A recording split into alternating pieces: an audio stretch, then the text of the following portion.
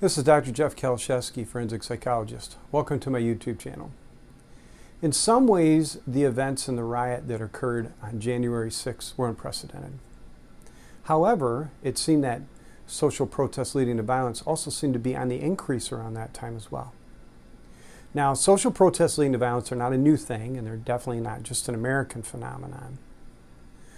Now, with all the criminal proceedings of people who were involved in the January 6th riot, I believe there are well over 1,000 now, we're starting to get a unique view into people's potential motivations and their own explanations of their behavior choices that day.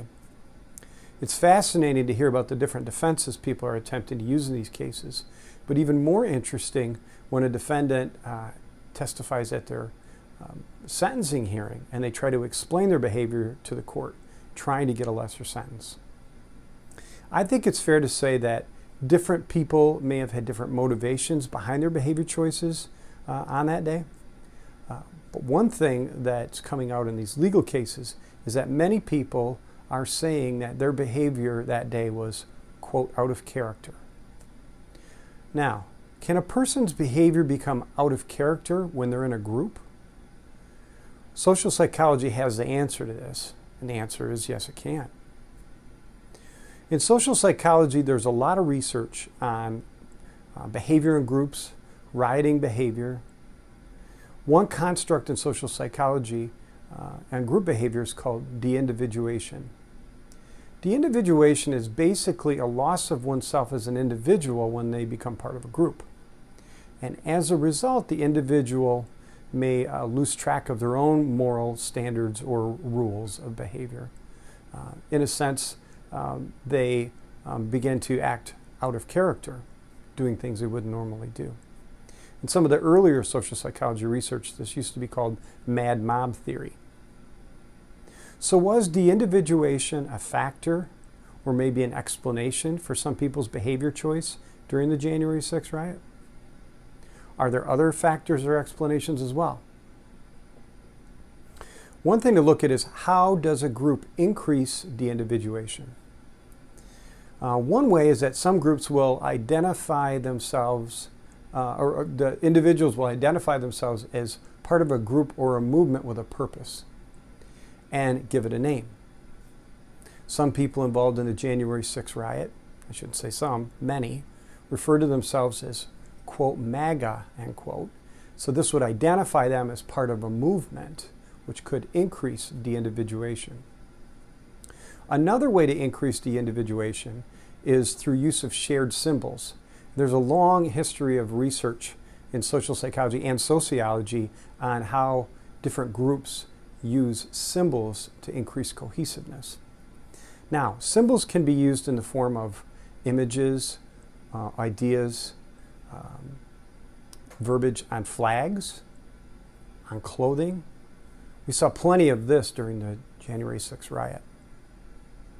Another concept that could have been in play that day and impacted people's behavior choice is called groupthink. Groupthink is a very well-established research concept in social psychology. Groupthink can be defined as a psychological phenomenon that occurs when a group desires and tries to impose a conformity of an idea or ideas, leading to better cohesiveness in the group.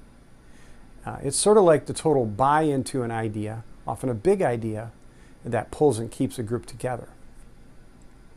And it's well established in the research that groupthink can definitely affect a person's decision-making. Oftentimes pulling out sort of that rational consideration of other behavior choices or potential consequences that could occur because of a behavior choice. It's sort of the total buy-in to an idea. And a total buy-in means that you would exhibit behavior that demonstrates this buy-in. How can groupthink increase in intensity or increase the buy-in of an idea? There are a few ways. One way is if the individual exclusively or primarily consumes media that perpetuates this buy-in into a group or buy-in to an idea.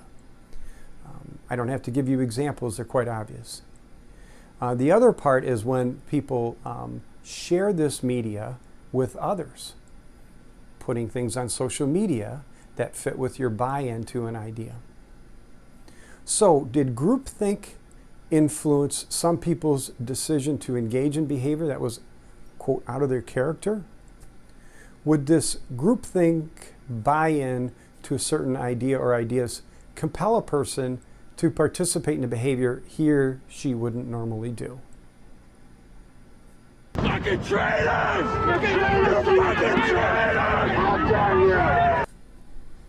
Like I said earlier, I think it's fair to say that different people may have had different motivations behind their behavior choices during the January 6th riot.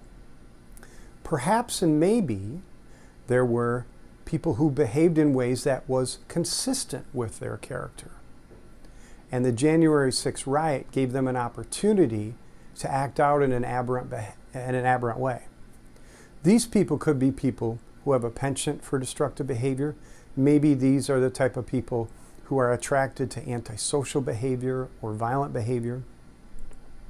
We often see peeks into this idea when you hear of a defendant from the January 6th riot who had an extensive criminal history before they participated in the riot, or after they get in trouble for their behavior at the riot, they end up getting in a lot more trouble for other things. Then, according to what's called dynamic social impact theory, these individuals who have this penchant towards maybe antisocial behavior can influence others in the group to engage in aberrant behavior as well. Then, this reinforces their own behavior as normal or appropriate because of how many people around them are engaging in the same behavior. Now, this phenomenon is most evident in protests that are designed or propagate this idea that it's going to be a peaceful protest, and then for some reason it turns violent and everyone wonders why it turned violent. We saw some of this in the Black Lives Matter marches where violence seemed to have occurred after, and I can tell you just personally, I had to evaluate a few people who engaged in rioting and destructive behavior, and it was mostly after Black Lives Matter march. And these people, they weren't really there for the reasons the march was held. They were there to cause destruction and cause trouble. Another important aspect or concept that may have played out during the January 6th riot that social psychologists are writing a lot about now is this idea that the presence of a leader or a supporter of this behavior may help to compel people to engage in aberrant behavior or riots.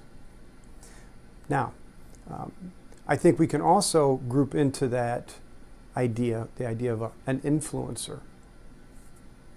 Now, the research shows that this leader or influencer or supporter typically is a person of power, and they don't even have to directly order people to engage in the aberrant behavior.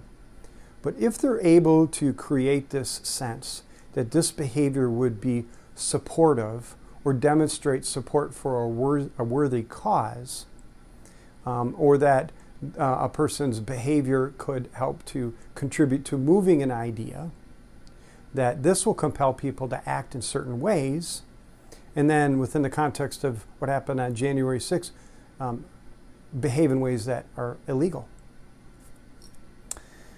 Fascinating stuff, hey? Fascinating to think about.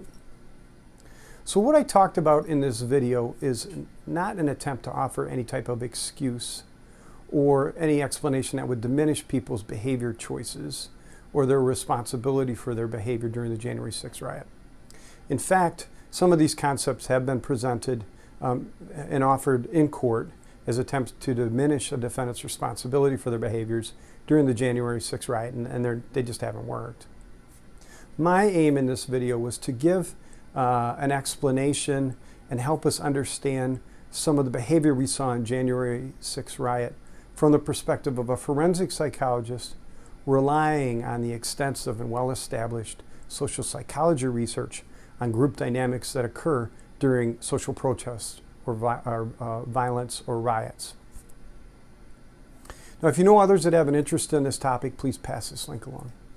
If you have an interest in forensic psychology, please subscribe to this channel. You see I have several videos that cover various topics in forensic psychology. Also, you can find me on social media outlets. I'm on Facebook, Instagram, Twitter, and TikTok. Everything is under Dr. Jeff Kieliszewski, forensic psychologist. Thanks.